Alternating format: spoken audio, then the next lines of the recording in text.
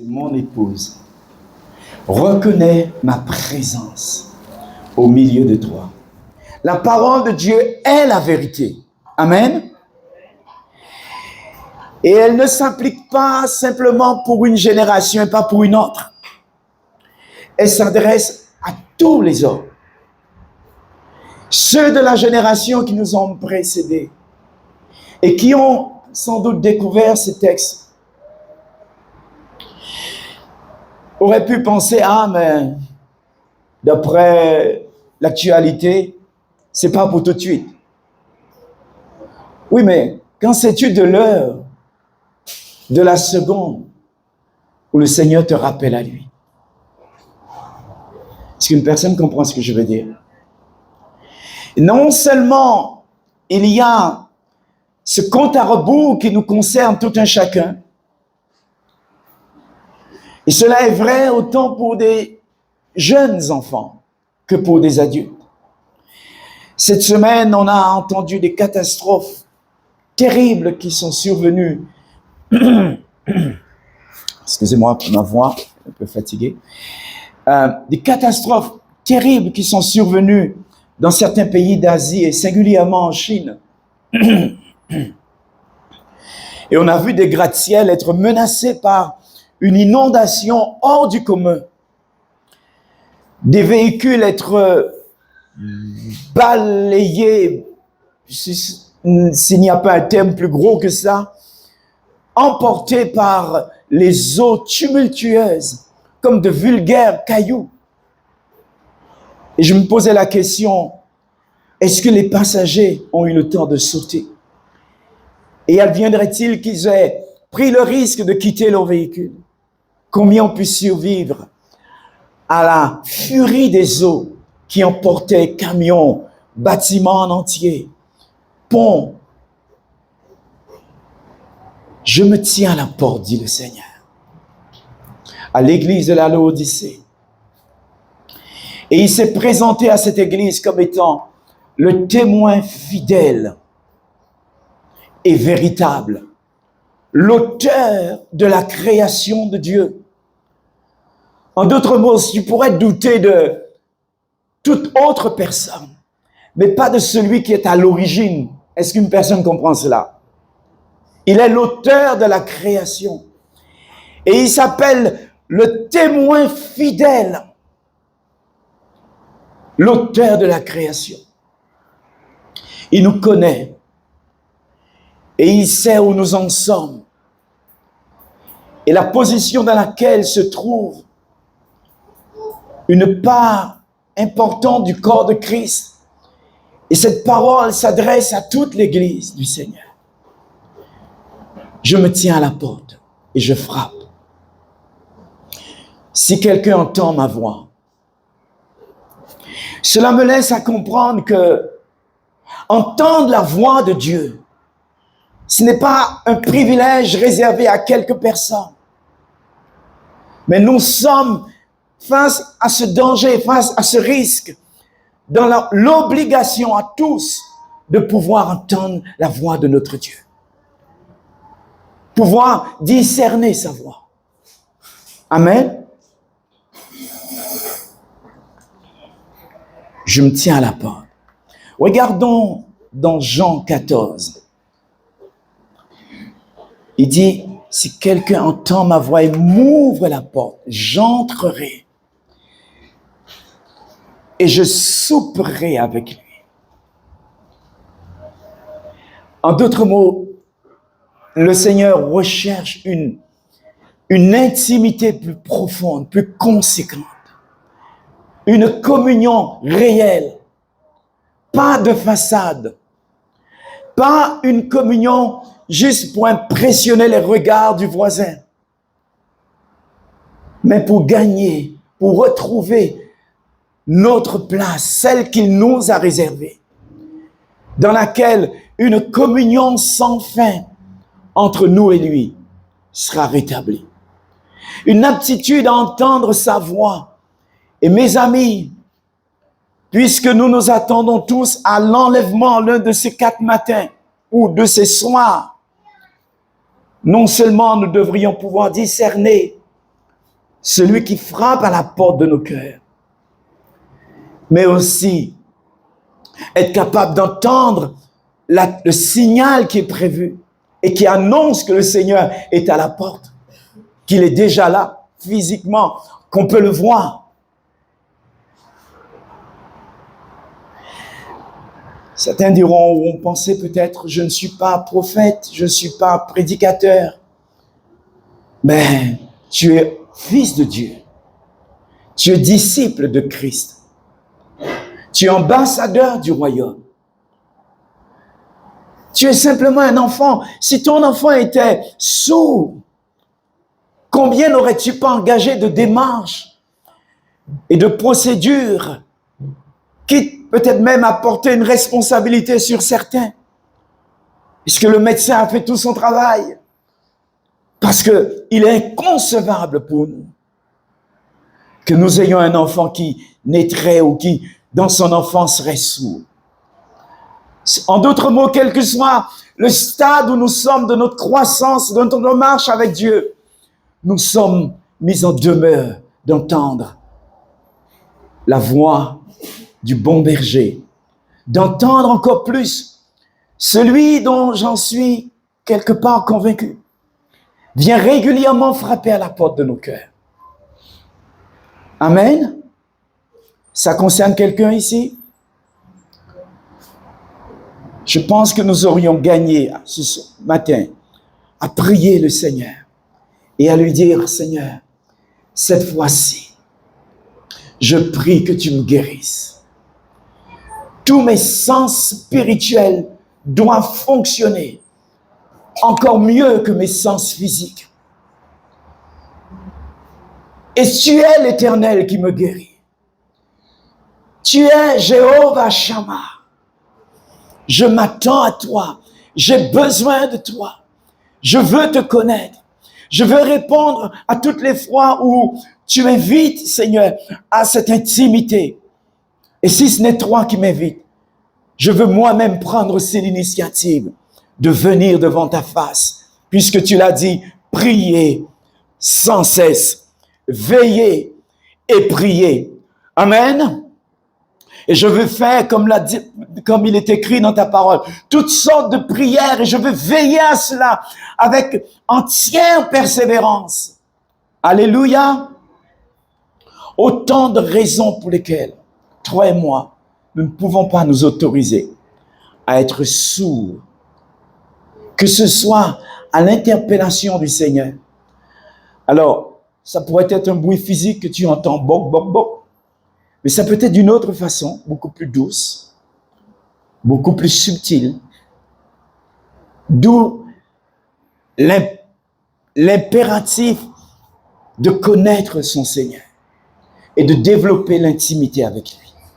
Nous sommes d'accord, mes bien-aimés, que cette assemblée présenterait un autre visage, serait d'un intérêt encore plus grand pour cette nation et les autres, si elle peut avoir aujourd'hui ce niveau de communion avec le roi de l'univers, l'auteur de la création, et pouvoir lui parler en faveur des peuples, ne serait-ce que le peuple au milieu duquel nous sommes, et dire, Seigneur, cette année, préserve-nous de toute cataclysme. Amen. Parce que si tu es un peu rassuré pour toi, quid de ton voisin? Qu'en est-il des autres membres de ta famille? Nous avons besoin de le connaître et d'avoir cette relation avec lui, l'auteur de la création, le témoin fidèle, dans un temps où il y a tant de mensonges, tant de controverses, tant de paroles qui circulent, que Dieu nous fasse cette grâce de le connaître. Vous avez trouvé la référence, Jean 14?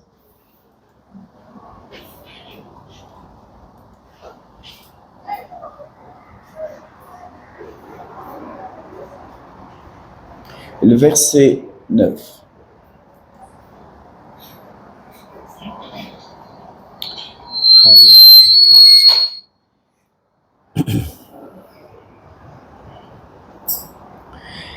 Jésus lui dit, alors prenons à partir du verset 8,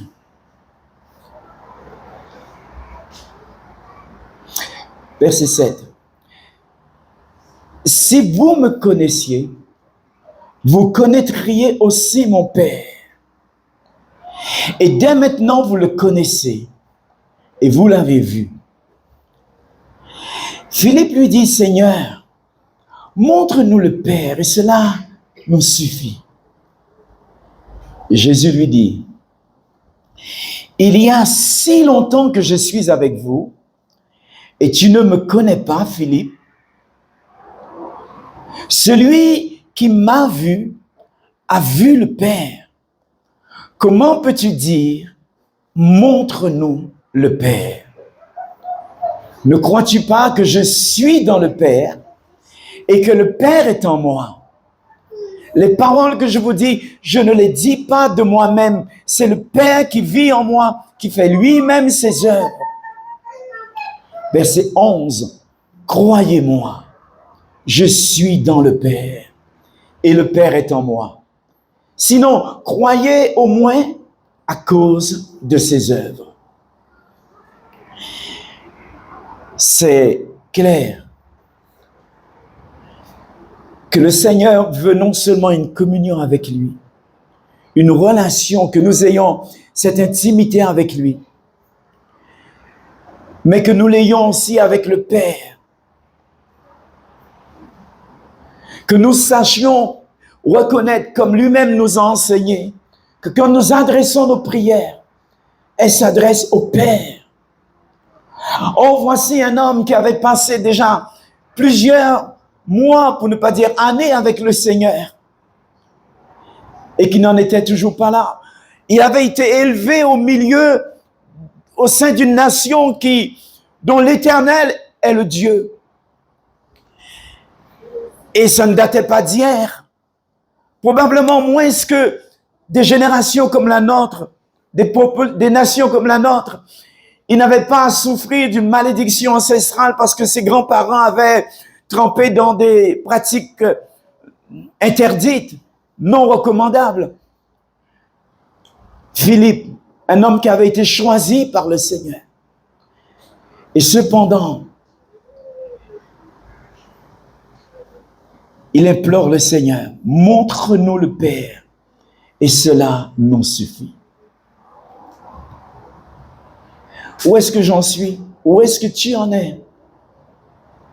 C'est une question que nous devrions tous nous poser ce matin. Amen.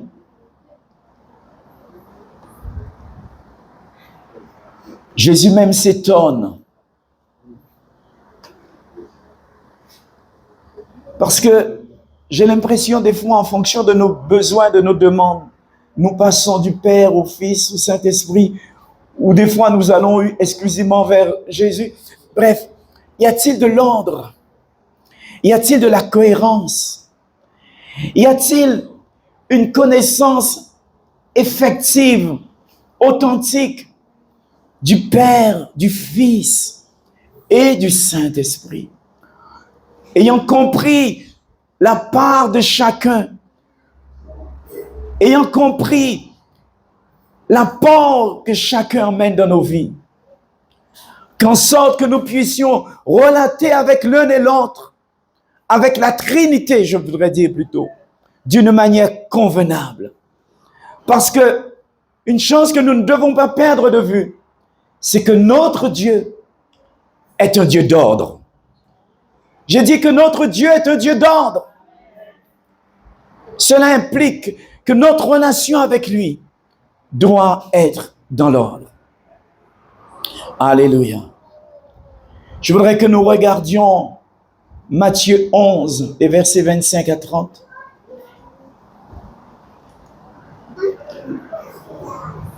Ô mon épouse, reconnais ma présence au milieu de toi.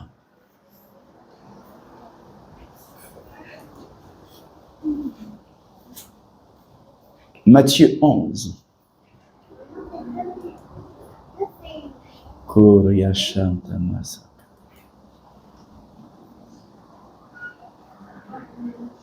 Et nous regardons à partir du verset 25.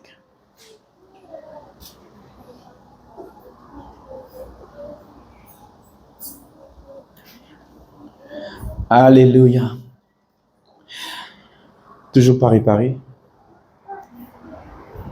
À ce moment-là, Jésus prit la parole et dit, « Je te suis reconnaissant, Père, Seigneur du ciel et de la terre, de ce que tu as caché ces choses aux sages et aux intelligents, et tu les as révélées aux enfants. Oui, Père, je te suis reconnaissant, car c'est ce que tu as voulu. Mon Père m'a tout donné, et personne ne connaît le Fils, si ce n'est le Père. Et personne ne connaît non plus le Père, si ce n'est le Fils, et celui à qui le Fils veut le révéler. Venez à moi, vous tous, qui êtes fatigués et courbés sous un fardeau, et je vous donnerai du repos. Acceptez mes exigences, dit le Seigneur, et laissez-vous instruire par moi, car je suis doux et humble de cœur, et vous trouverez le repos pour vos âmes. En effet, mes exigences sont bonnes et mon fardeau léger. Venez à moi, mon épouse. Ce n'est pas pour toi le moment de ployer sous des fardeaux qui ne te sont pas destinés, que je n'ai pas choisi pour toi, dit le Seigneur. Ce n'est pas pour toi le moment de t'engager à la légère, au négligent, la nécessaire, l'indispensable connaissance que tu as besoin de moi et de mon Père, et que l'Esprit du Seigneur qui est en toi veut te révéler. Venez à moi, dit le Seigneur, vous qui êtes fatigués et courbés sous un fardeau. Parce que ce qui est étrange, c'est que lorsqu'on néglige de creuser, de fouiller, de consommer avec appétit, et je dirais même avec une certaine voracité, pardonnez-moi le terme, la parole du Seigneur, parce qu'elle est bonne, elle fait du bien à notre être tout entier. Lorsque sur ce plan-là, nous n'avons pas pris le temps, nous ne nous sommes pas donnés comme il conviendrait, nous sommes d'autant plus fatigués par ailleurs. Toutes sortes d'autres occupations, toutes sortes d'autres distractions viennent nous alourdir littéralement, jusqu'à des activités qui nous paraîtraient les plus normales, comme le manger et le boire. Mais attention, les excès de manger et de boire, et qui appesantissent nos cœurs et nos âmes. Nous devons choisir aujourd'hui, parce que le Seigneur semble ne pas se réjouir de l'accueil qui parfois lui est réservé. Lui, l'époux, lui, notre époux éternel. C'est un mystère, je le reconnais. Mais c'est un mystère que Dieu veut nous révéler. Parce que les mystères, il nous a été donné de les connaître. Ils ont été cachés pour nous. Amen. Si on avançait, regardons Jean chapitre 7, les versets 37 à 39.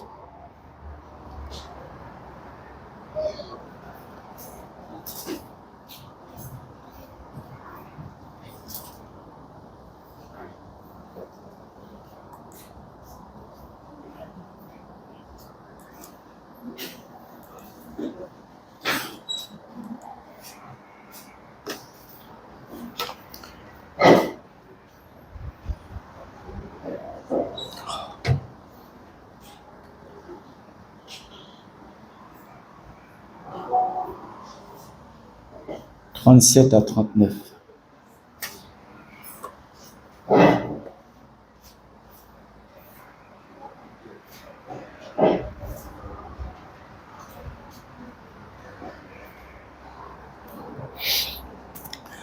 Croyez-moi, le Seigneur apprécie que nous nous rassemblions en son nom, que nous prenions le temps de le chanter,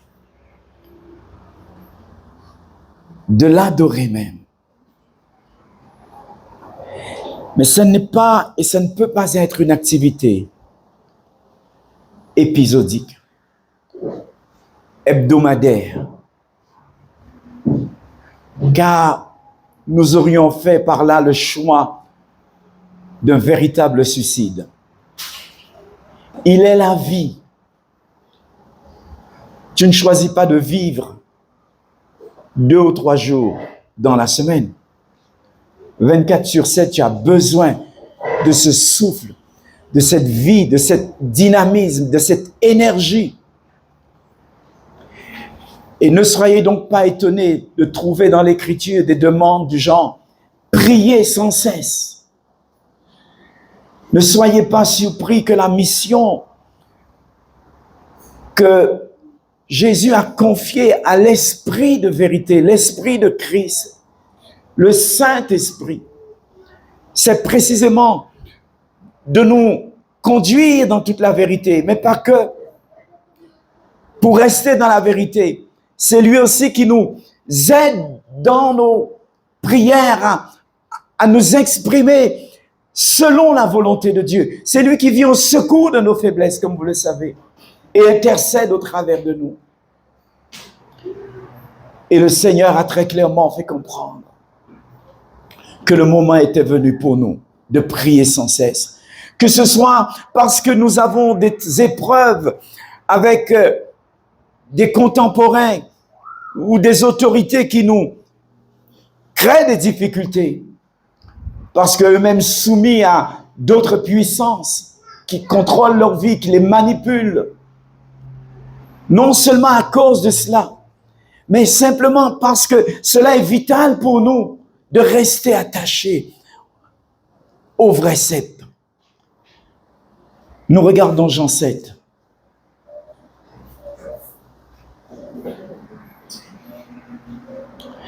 Le dernier jour, le grand jour de la fête, Jésus debout s'écria: si quelqu'un a soif, qu'il vienne à moi et qu'il boive. Celui qui croit en moi, des fleuves d'eau vive couleront de lui, comme l'a dit l'Écriture. Et il dit cela à propos de l'Esprit que devaient recevoir ceux qui croiraient en lui. En effet, l'Esprit Saint n'avait pas encore été donné parce que Jésus n'avait pas encore été élevé dans la gloire. En contexte, mes bien-aimés, nous sommes là à une fête dans le calendrier juif, une fête religieuse, une fête importante pour les Juifs. C'est Dieu lui-même qui a ordonné ces célébrations. Un certain nombre qu'il a judicieusement choisi parce qu'elles revêtaient un caractère très important pour les Juifs. Et bien sûr, toute la nation faisait bloc autour. Et c'était un moment de ressourcement dans sa communion avec Dieu.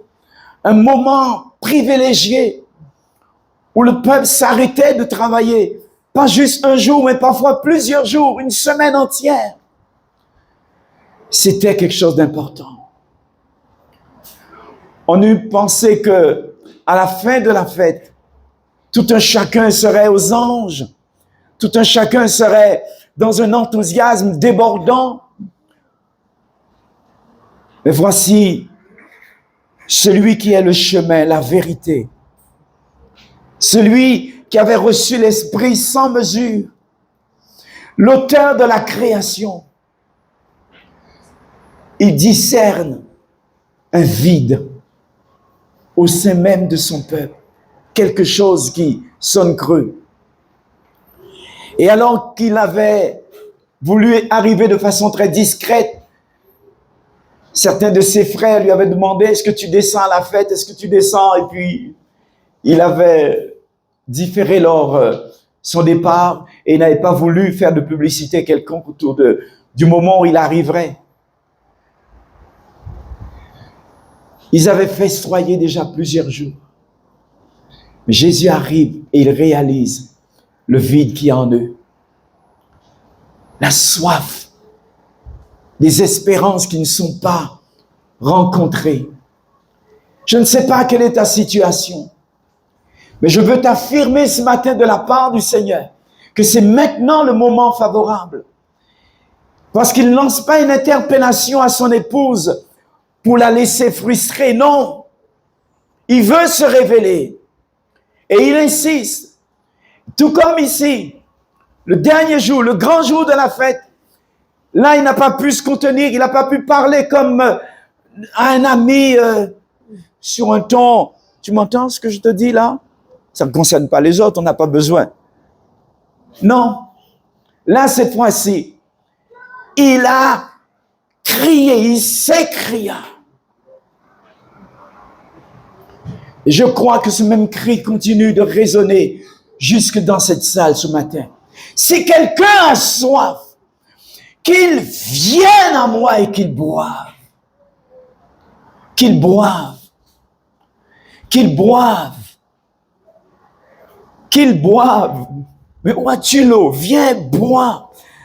Parce que, oui, l'homme ne vivra pas de pain seulement, mais de toute parole qui sort de la bouche de Dieu.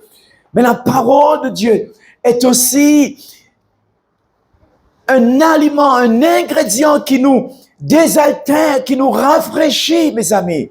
Ceux qui ont fait l'expérience au moment de terribles perturbations dans leur vie et qui ont trouvé un conseil, une promesse de Dieu, n'est-ce pas que ça t'a fait du bien? Si quelqu'un a soif encore ce matin, ici à Petit-Bout, qu'il vienne à lui. Hey, c'est une invitation gratuite qu'il fait là. Jésus, tu pensais que toi, tu voulais la communion avec lui. Mais laisse-moi te dire, il la veut plus que toi. Et la porte est ouverte. Et c'est maintenant. Venez, des fleuves d'eau vive, qu'ils viennent à moi. Des fleuves d'eau vive couleront de lui. Alléluia. Celui qui croit en moi. Peut-être que toi et moi, nous avons besoin de réajuster ou de recomposer notre façon de croire. Parce que croire selon le Seigneur doit changer complètement la réalité peut-être que nous traversons. Celui qui croit en moi, il dit pas qu'il aura un soulagement. Il dit pas qu'il aura une petite provision en réserve. Non, des fleuves d'eau vive. Alléluia. Est-ce qu'il y a des gens intéressés par des fleuves d'eau vive? Des fleuves d'eau vive. Alléluia. Alléluia. Seigneur, donne-la-nous cette eau. Nous la voulons maintenant, Seigneur. Oh oui, Seigneur, tu es là ce matin pour combler chaque cœur, chaque âme, pour rassasier nos vies, Seigneur. Tellement que nous n'aurons pas d'autre choix que de partager, Seigneur. Viens, nous te prions, nous avons soif, Seigneur. Les fleuves d'eau vive couleront de lui. Couleront de lui. On aurait pensé que Jésus parlerait de lui qui, ok, il est la source, il est le chemin, il est la vérité, il est la lumière du monde, il est le sel de la terre.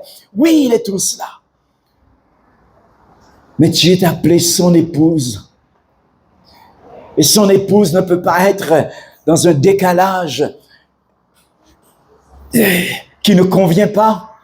Vous n'avez jamais vu un vieillard ou une personne d'un certain âge épouser une petite gamine.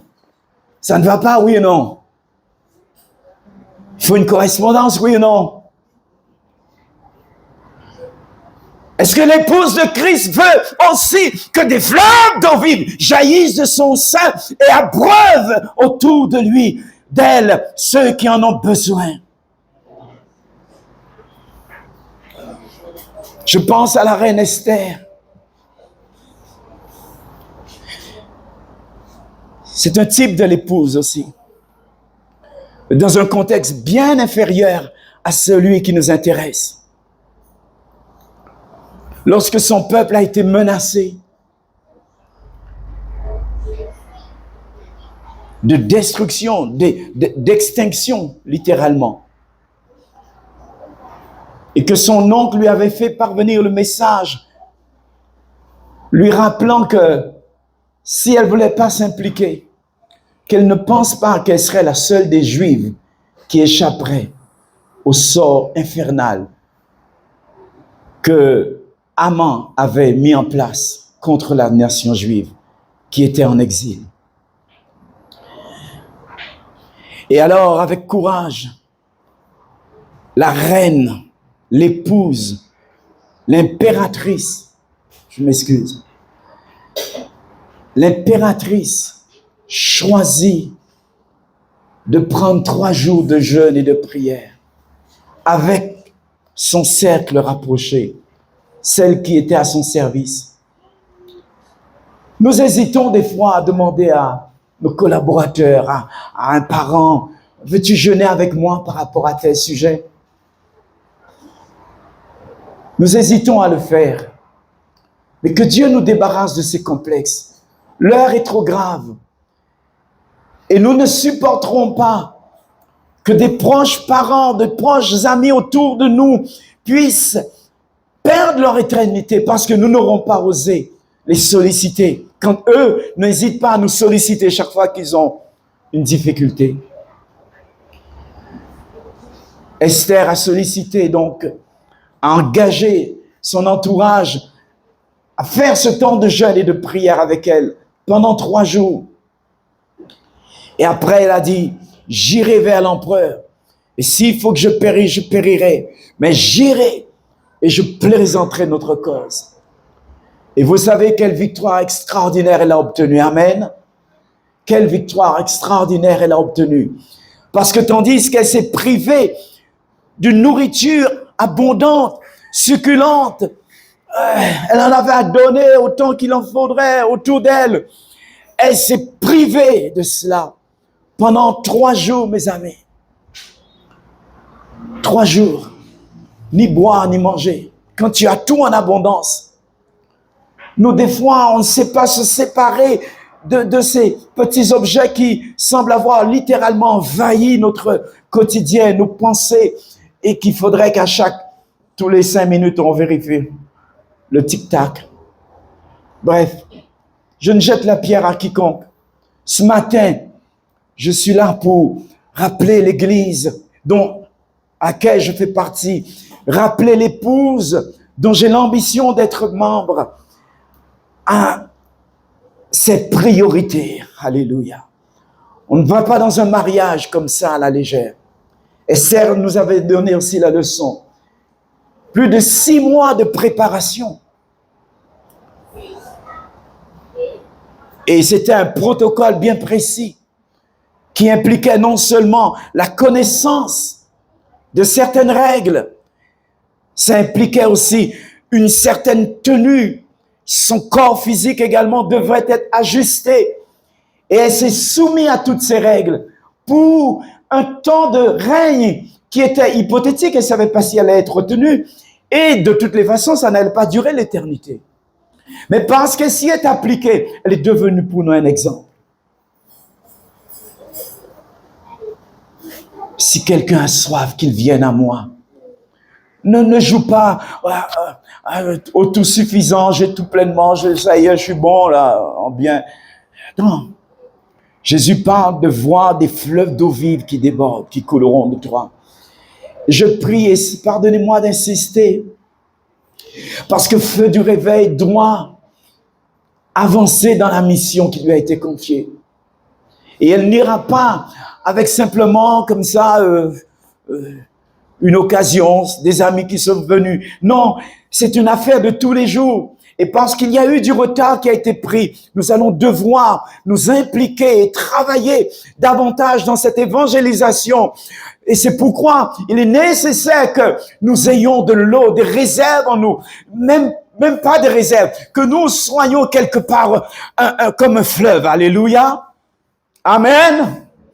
Quand le peuple a eu soif, le Seigneur a dit à Moïse, frappe le rocher et ils auront à boire. Je ne sais pas si ça prendra que le Seigneur puisse nous frapper ou simplement nous parler, mais en tout cas aujourd'hui, il me semble qu'il nous parle et il nous dit que celui qui a soif, qu'il vienne à moi. C'est une invitation à la communion. Amen. Et j'ai confiance que d'ici, peut-être la fin de la journée ou quelques jours, nous aurons une assemblée complètement transfigurée parce que, alléluia, quelque chose de bon jaillira de la vie de chacun. Quelque chose de bon, des fleuves d'eau vive. Et nous n'aurons pas de choix si ce n'est d'envahir, d'inonder cette commune avec cette eau vive-là. Alléluia. Il dit cela à propos de l'esprit que devaient recevoir ceux qui croiraient en lui. C'est dire à quel point l'esprit, ce n'est pas quelque chose de toujours tranquille, caché là, et puis, non. Des fleuves d'eau vive, ça fait du bruit. N'est-ce pas? Ça se remarque. Et tu as toujours un surplus de provisions à donner à celui qui a soif autour de toi. Alléluia. Alléluia. Quelqu'un veut dire, Seigneur, je suis candidat. J'ai soif. Et je viens à toi ce matin. Je suis venu à toi ce matin, m'attendant à ce que tu puisses m'abreuver, Seigneur. Jusqu'à ce que quelque chose change de manière radicale en moi, Seigneur. Et puisque tu nous fais la promesse de fleuves d'eau vive, Seigneur. Oui, je l'accepte, Seigneur. Oh, alléluia. Que plus jamais il ne m'arrive de réduire ton Saint-Esprit, le Saint-Esprit, à des tâches ou à des sollicitations qui sont bien en dessous de ce qu'il voudrait faire en nous. Que Dieu nous vienne en aide. Alléluia. Oh, Gele Masanda Kababa. Kenda Rababa Shete. Quelqu'un veut tourner avec moi dans Exode chapitre 15.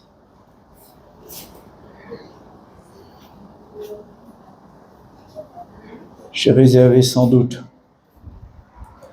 le meilleur pour la fin. Exode 12, 15.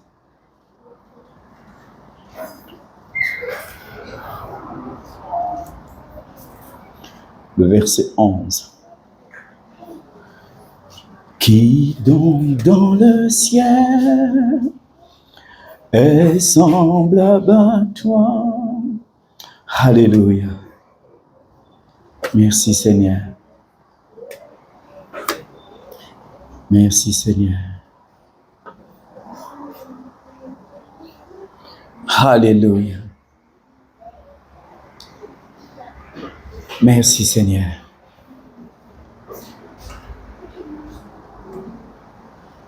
Nous avons le peuple d'Israël qui venait de traverser la mer morte d'une façon dont personne ne s'y attendait, même pas Moïse. Personne ne s'y attendait.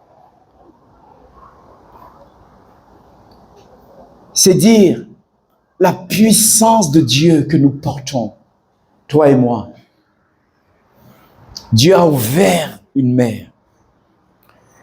Et 6 millions d'hommes, de femmes, d'enfants, sans compter les animaux et tout ce qu'ils pouvaient transporter avec eux, ont traversé à pied sec cette mer pour parvenir à l'autre bord. C'est dire quand non seulement l'eau s'était écartée, mais le sol avait été aussi ajusté. Parce qu'autrement, ils auraient eu des difficultés à avancer. Ils seraient dans un terrain boueux. Et leur marche aurait été des plus compliquées. Mais Dieu avait tout prévu. Alléluia. Dieu a tout prévu pour toi. N'aie pas peur. Réponds à son invitation. Et tu verras qu'il a prévu plus que pas assez. Amen. Alléluia. Le verset 11 nous dit après qu'ils aient traversé et que bien sûr ils aient commencé à célébrer de l'autre côté de la mer morte la victoire éclatante que Dieu leur avait donnée. Et c'est pas resté inaperçu par toutes les autres nations. Tout le monde l'a su. Amen. Un événement comme ça, on le sait. On le sait. Et je prie que le Seigneur fasse des choses dans cette maison que nous sommes. Fasse des choses avec toi dans ton voisinage, dans ta famille, qui interpellera toute la région.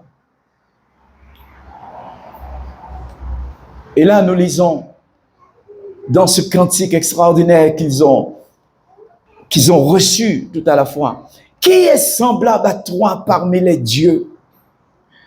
Parmi les dieux, ils en avaient entendu, ils en avaient vu. Éternel, qui est semblable à toi parmi les dieux?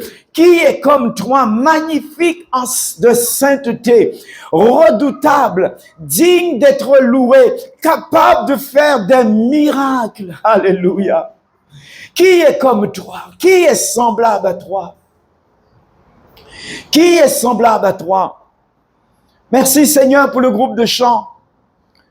Mais tu ne penses pas qu'à chaque victoire au quotidien que Dieu te donne, à chaque jour, il te donne la grâce de voir un jour nouveau, à chaque bénédiction, bref, à cause du souffle que tu as, nous pourrions tous chanter pour le Seigneur, amen, composer des psaumes également et célébrer notre Dieu, amen.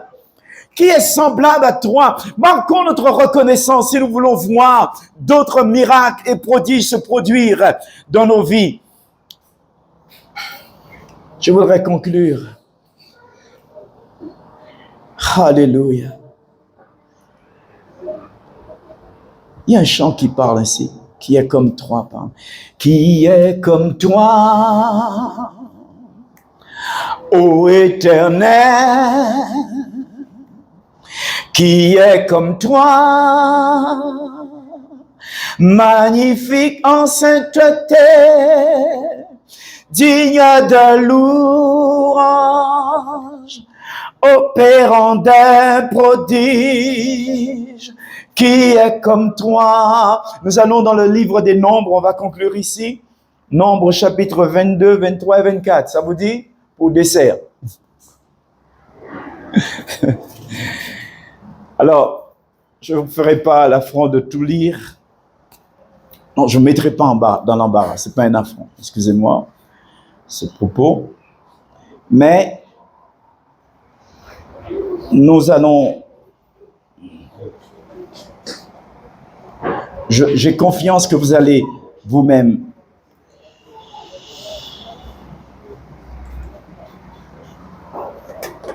Alléluia. Alléluia. Dis ça à ton voisin, tu n'as encore rien vu. Alléluia. Parce que j'ai choisi de croire ce matin. Et s'il te manque de l'eau vive, je me ferai une joie d'approvisionner chez toi.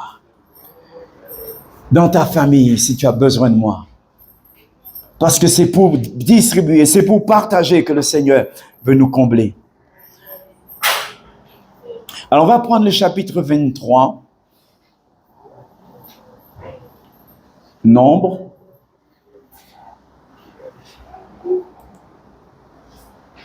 Et je vais essayer de vous résumer le chapitre 22. Vous connaissez l'histoire. Qui c'est qui ne connaît pas l'histoire de Balaam et de Balak? Une seule personne? 2, 3, 4, 5, wow, 6. Merci pour votre sincérité. Les autres, c'est frais encore dans vos pensées ou est-ce que vous auriez besoin d'une couche? Hein? Même 2 couches? En tout cas, je m'en suis fait beaucoup de bien à revoir ce que Dieu a fait avec nos parents, nos premiers frères. Chapitre 22.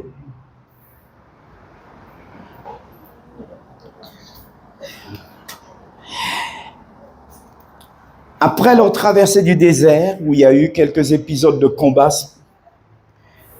le peuple d'Israël approche de la terre de Canaan. Et bien sûr, les exploits que Dieu avait accomplis au travers eux n'avaient laissé insensible ou indifférent aucune des nations qui occupaient le territoire. Il y a un enseignement pour nous dans tout cela. Si Dieu te fait une promesse, c'est pas parce que monsieur de une telle ou madame de machin serait en place que tu dois dire, ah mais il n'y a pas de place pour moi dans cette affaire. Toutes les places sont déjà prises. Si Dieu t'appelle à y aller, tu y vas. Tu y vas. Parce que Dieu a en tout cas une autre qualité de réponse à donner au travers de toi. Et alors, bien sûr, Israël avait remporté des victoires éclatantes. Pour certaines nations, Dieu lui avait ordonné simplement de vouer par interdit ces nations, c'est-à-dire de les éliminer. Et Dieu n'a pas ordonné de telles choses parce que tout à coup, il y avait un besoin de vengeance ou il était devenu sanguinaire. Loin de là. Dieu a toujours aimé l'homme. Dieu aime le monde encore aujourd'hui. Quoi qu'il devienne de plus en plus méchant et pire, Dieu a tant aimé le monde. Dieu aime beaucoup le monde. C'est pourquoi nous sommes là ce matin. Et alors, il y a eu un chef d'une nation, Moab, qui était dirigé par un certain Balak. Quand il a vu ce que Dieu avait fait avec les autres peuples au travers d'Israël, il s'est dit, ah, je sais, je vais lâcher des trois démons de Yayo. En réforme, manipulation. Et certainement, il avait l'habitude de pratiquer cela avec un certain succès, d'où l'idée de mettre ça sur Israël. Et là, cette fois-ci, il était prêt à payer le prix. Il demande d'aller chercher un personnage qui s'appelait Balaam. C'était un prophète, dit-on, mais qui ne s'embarrassait pas trop de comment vous allez dire ça? De convenance, d'intégrité. Parce que lorsqu'on vient lui proposer une forte récompense, Balak lui propose une forte récompense pour qu'il vienne maudire ce peuple d'Israël qui arrivait au niveau de la frontière du territoire de Moab. Balaam s'est dit, c'est une occasion pour moi de remplir mon compte. Mais au verset 9, Dieu pose une question à Balaam. Il vient le trouver, il lui dit, qui sont ces hommes que tu as chez toi? Je suis au verset 10 du chapitre 22. Et Balaam lui répondit, Balaam répondit à Dieu, Balak, fils de Tsippor, le roi de Moab, les a envoyés me dire, un peuple est sorti d'Égypte. Écoutez bien ça. Un peuple est sorti d'Égypte. Il couvre la surface du pays. Viens donc le maudire.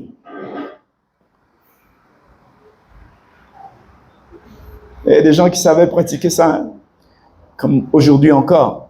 Peut-être ainsi pourrais-je le combattre et le chasser. Donc, quand tu as des adversaires en face à toi, tu ne sais pas ce qu'ils ont fait en amont, toujours. Mais rassure-toi, très souvent, ils se sont préparés. Et ils ne viennent pas seuls. C'est pourquoi nous ne pouvons pas nous permettre de vivre dans cette génération d'une façon quelconque. Commencer nos journées sur le pied de partie comme ça, au quart de tour, parce que nous avons pris quelques retards. Nous devons nous organiser aujourd'hui. Le monde est trop dangereux. Et notre tête fait partie de la liste d'assassinats du diable. Balaam se leva, verset 13, verset 12. Dieu dit à Balaam, tu ne les accompagneras pas et tu ne maudiras pas ce peuple, car il est, comment c'est dit dans ta Bible, verset 12 du chapitre 22, du livre de Nombres, il est béni. Amen. Alléluia. Est-ce que tu es béni toi aussi? J'ai rien entendu. Comme si c'est rien du tout pour toi. Pour Dieu, c'est quelque chose. J'espère que c'est quelque chose pour chacun d'entre nous. Balaam se leva donc le lendemain matin et dit au chef de Balak, partez dans votre pays car l'Éternel refuse de me laisser aller vous accompagner. Ça dit très clairement où est son cœur. Il n'a pas dit, je ne le ferai pas, ça me paraît pas bien. Mais non, c'est pas normal. Non, c'est l'Éternel qui m'empêche d'y aller. Si c'était moi-même, déjà là depuis longtemps. Bon, moi, raconte. Les chefs de Moabite, le verset 14, se levèrent et retournèrent auprès de Balak et dirent, Balaam a refusé de venir avec nous. Et Balak envoya de nouveau une délégation. Ils étaient plus nombreux et plus considérés que les précédentes. Et arrivés chez Balaam, ils lui annoncèrent, voici ce que dit Balak, fils de Tsippor, ne te laisse donc pas empêcher de venir vers moi. J'ai un toupé, hein? Car je te rendrai beaucoup d'honneur, je ferai tout ce que tu me diras. Viens donc maudire ce peuple pour moi. Pourquoi il va maudire lui-même? Mais il paye non seulement une grosse commission, mais en plus de ça, on va le voir, sacrifier énormément. Il a fait des sacrifices. Je vous encourage vraiment à relire ce chapitre, même si vous l'avez déjà lu. Je suis convaincu que le Seigneur vous montrera d'autres vérités profondes et éternelles. Au chapitre 23, on en arrive donc.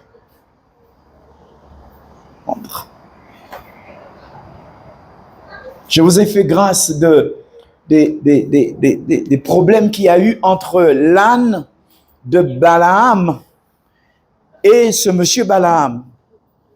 L'âne, voyant l'ange de Dieu, parce que Dieu non seulement lui a dit pas aller, mais Dieu a mis comme une garde-fou pour qu'il n'y aille pas.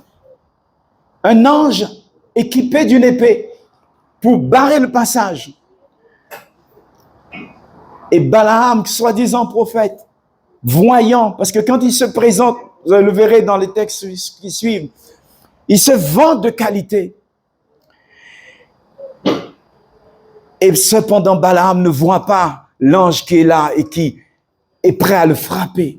Et l'âne qui le voit s'écarte à chaque fois. Et Balaam a frappé l'âne une fois, 2 fois, 3 fois, au point que la troisième fois, Balaam, la jambe de Balaam avait été coincée contre un rocher parce que cette fois-ci, l'ange s'était positionné d'une manière où il ne pouvait pas passer.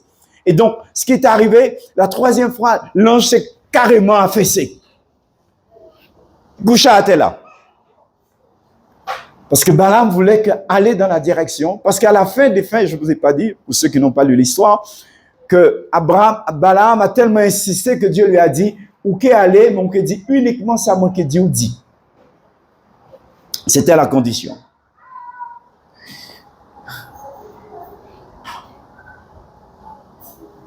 Ça nous pose une question par rapport à nous-mêmes. Est-ce que nous cherchons des fois à forcer la main de Dieu? Mes amis, c'est très important. Avec quel cœur, des fois, formulons-nous nos demandes? Est-ce qu'elles s'alignent sur la volonté écrite de Dieu en ce qui nous concerne? Balaam voulait ne pas louper cette affaire. Et là, cette fois-ci, l'âne s'est écroulé. Et l'âne Et Balaam a pris son bâton cette fois-ci. Et là, il a commencé à taper l'âne. Et la Bible dit que Dieu a fait que l'âne a parlé à Balaam dans son langage. Imaginez un peu la scène. Ton bœuf, ton chien commence à te parler en créole ou en français. Je ne sais, une langue que tu comprends. Tu te dis, mais pourquoi on va faire ça? Et Balaam entre dans une conversation. C'est parce que... Et l'âne lui dit, mais... Et l'âne lui raconte ce qu'il a vu. Vous rendez à quel point on peut être soi-disant doué de qualité, mais aveugle spirituellement parlant. Que cela n'arrive à personne ici. Que Dieu nous garde. Amen. J'ai dit que Dieu nous garde d'avoir un cœur double par l'appétit d'un gain qui serait plus pour nous une perte. Église, dans ces temps derniers, dans ces temps où bientôt sera célébré le mariage pour lequel Dieu t'a arraché de la mort et t'a donné sa vie et sa vie plus qu'en abondance, ne te laisse pas tromper. Nous sommes au chapitre 23 et je vais juste prendre 3 références avec vous. Les versets 8 à 10. Quelqu'un a trouvé, veut élever la voix et nous le lire. Les versets 8 à 10, nous sommes au chapitre 23.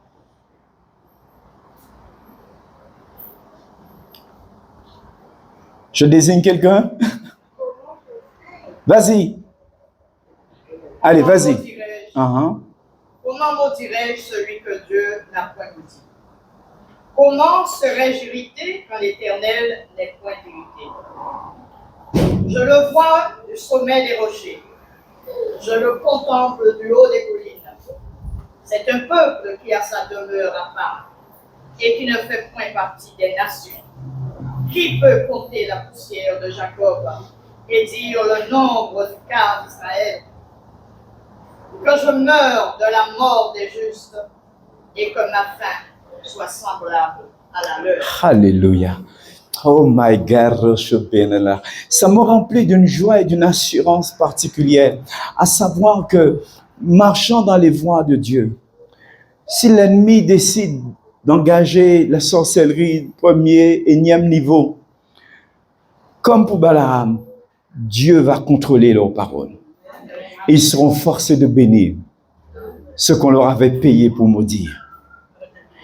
Et ça a été le cas ici. Balaam souhaite même la mort de ses justes. Il ne les voyait pas comme des esclaves. Il ne les voyait pas comme un peuple quelconque. Que ma fin soit semblable à la leur. Alléluia. Regardons également les versets 28 à 24. 28 à 24 de ce même chapitre.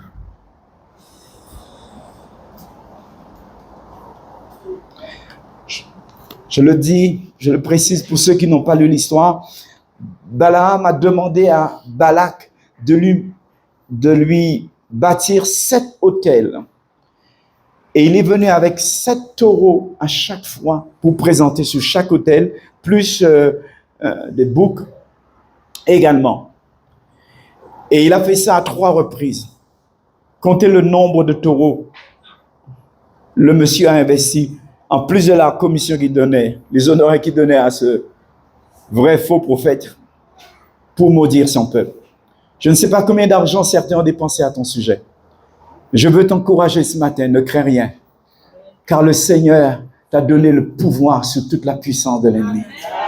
Et ça implique que tu te tiennes dans une position. Et ce matin, il le dit pour que tu te rappelles que tu n'es pas n'importe qui. Amen. Alors, nous lisons les versets 28 à 24. Le verset 28. Oui. Balak mena Balaam sur le sommet de Péor en regard du désert. Balaam dit à Balak, oui. Bâtis-moi ici 7 autels et prépare-moi ici 7 taureaux et 7 béliers. Balak fit ce que Balaam avait dit et il offrit un taureau et un bélier sur chaque autel. Amen. On va Et nous allons au chapitre 24, les versets 5 à 9. Et quelqu'un d'autre prendra les versets 17 à 19 de ce même chapitre 24. Quelles sont belles tes tentes. Verset 5. Alors c'est Balaam qui est en train de...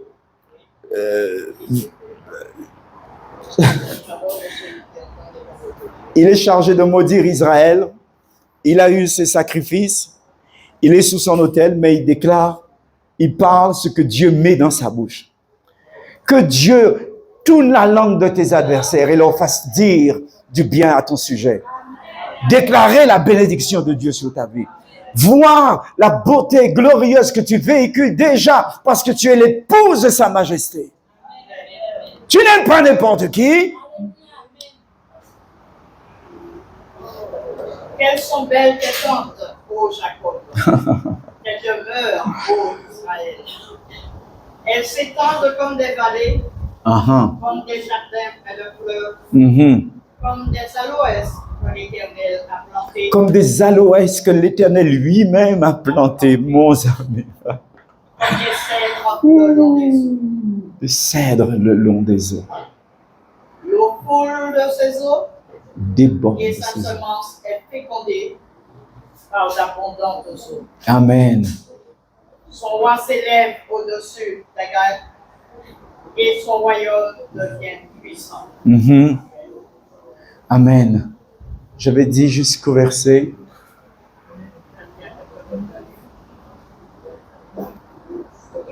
Jusqu'au verset 9. Et quelqu'un d'autre va lire les versets 17 à 19. Verset 8. Dieu l'a fait sortir d'Égypte. Il est pour lui comme la vigueur du peuple. Il dévore les nations qui s'élèvent contre lui. Il brise leurs os et les abat de ses flèches. Amen. Il ploie les genoux. Il se couche comme un lion. Amen. Comme une lionne. Qui le fera lever? Béni soit quiconque le bénira. Et maudit soit quiconque le maudira. Amen. Alléluia. Alléluia. On parle de toi, ma bien-aimée. On parle de toi, épouse du Seigneur, du roi de l'univers. Alléluia. Alléluia. Le Seigneur, lui non plus, ne va pas choisir une épouse quelconque. Il choisit une épouse qui a son caractère et qui a été enrichie et qui sait comment exercer l'autorité et la domination. Esther, qui était douce, qui était agréable, qui était belle, qui était probablement sensuelle, je ne sais. En tout cas, qui avait de l'attirance sur la personne de l'empereur. Mais elle était aussi une redoutable guerrière. Et elle savait comment faire la guerre. À genoux, elle a démonté Haman et tous ses plans. Et non seulement toute la nation juive qui avait été déportée dans la région ont pris leur revanche en ce même jour. Alléluia. Je t'interdis de te plaindre des situations complexes qui te sont parvenues. Parce qu'elles cachent probablement une grande victoire que Dieu a préparée pour ta famille et certainement pour ta communauté. Appelle les guerriers du Seigneur avec toi. Mais ne te fais pas une partie de pitié de toi-même. Ah, il m'arrive ceci, il m'arrive cela. Non! Toute chose travaille pour ton bien. Et Dieu a déjà déclaré et il t'a donné tout pouvoir sur la puissance de l'ennemi. Est-ce que tu peux te répéter ça suffisamment? Est-ce que tu vas te coucher le soir en proclamant ce que le psaume 91 dit de toi? Puisqu'il est attaché à moi, dit le Seigneur, je me ferai connaître à lui. Je le rassasierai, je le bénirai encore. Alléluia!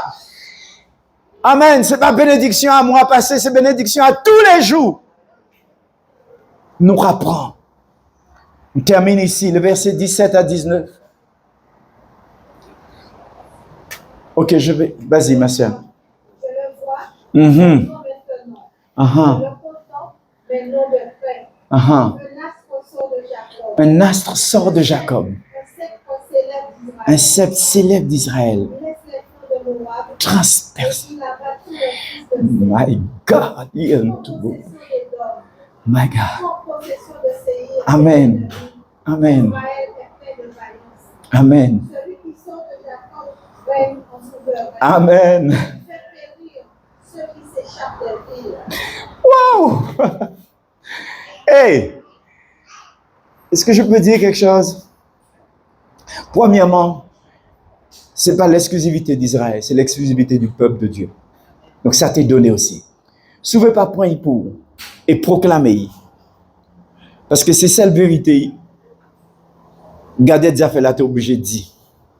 Parce que bon Dieu a imposé ça. Amen. Maintenant, si vous croyez, un faible, un ceci, alors que c'est ça où il est, ça on dit là, c'est ça qui arrive. Est-ce qu'on se comprend? Oui ou non? Bien. Le gardien des affaires sait que tu es dangereux. Mais il compte sur ton incrédulité. Il compte sur tes chignadries ou de, je ne sais pas, ta paresse pour commencer à dire du mal de toi-même, des choses qui ne sont pas vraies à ton sujet, et qu'alors il trouve la faille. Parce que tu feras Dieu menteur. Et si tu enlèves Dieu de l'équation, on les compte à on. Et on pas fait le poids. Mais c'est à payer combien d'euros? Plus en gros commission. On case l'argent pour garder des affaires là. Puis tu es venu faire travailler là ça. Et tristement, ça continue encore aujourd'hui. Il y a des gens qui ont de l'argent, ils ne savent pas que faire avec. Mais moi, je sais ce qu'ils ont à faire avec. Il est écrit dans ma Bible que les richesses des injustes nous sont réservées. Non, maintenant, ça a changé. Les richesses des injustes sont sur leurs pieds, cherchant à trouver, en train de gémir. Oh, pourquoi c'est pas place en moi incident? Cherchant à trouver leur chemin dans la poche des justes pour lesquels il est réservé. Proverbe 13. Les richesses des injustes. Mais si nous ne crions pas, si nous n'appelons pas ces richesses-là, elles seront toujours loin de nous et nous allons toujours continuer à gratter. Maintenant, ça, c'est fini. Est-ce qu'il y a une personne là avec moi ce matin? C'est fini. Si nous ne disons rien, rien ne se fera. Le monsieur savait que si lui-même n'avait pas les mots pour maudire ce peuple, mais il a payé un prix. Et il avait besoin d'une personne qui a suffisamment confiance pour maudire, croire à sa malédiction. Et si on l'a embauché, c'est parce qu'il avait l'habitude de le faire. Et il le faisait pour beaucoup d'argent. Mais là, cette fois-ci, il avait trouvé un plus fort que lui. Et bon Dieu même dit, pareil pour ôter. Amen. Alléluia. Donc, qu'est-ce qui t'empêche de te lever et de prendre le combat, de prendre la domination dans la situation? Tu l'as déjà, amen. Tu as déjà la victoire. Oh mon peuple, oh mon épouse, reconnais ma présence au milieu de toi, dit le Seigneur. On va se tenir debout. Tu me couvriras de tes ailes et je trouve un refuge sous ton plumage. L'Éternel donne des ordres à ses anges de me garder dans toutes mes voies. Ils me porteront sur leurs mains de peur que mon pied ne heurte une pierre. Je marcherai sur le lion et sur la vipère. Je piétinerai le lionceau et le dragon. Car le Seigneur dit, je lui suis attaché et il me délivrera. Il me protégera puisque je connais son nom. Je fais appel à lui et il me répondra. Il est avec moi dans la détresse. Il me délivrera et m'honorera. Il me comblera de longs jours et me fera voir son salut glorieux. Loué soit l'Éternel, car sa miséricorde durera toujours.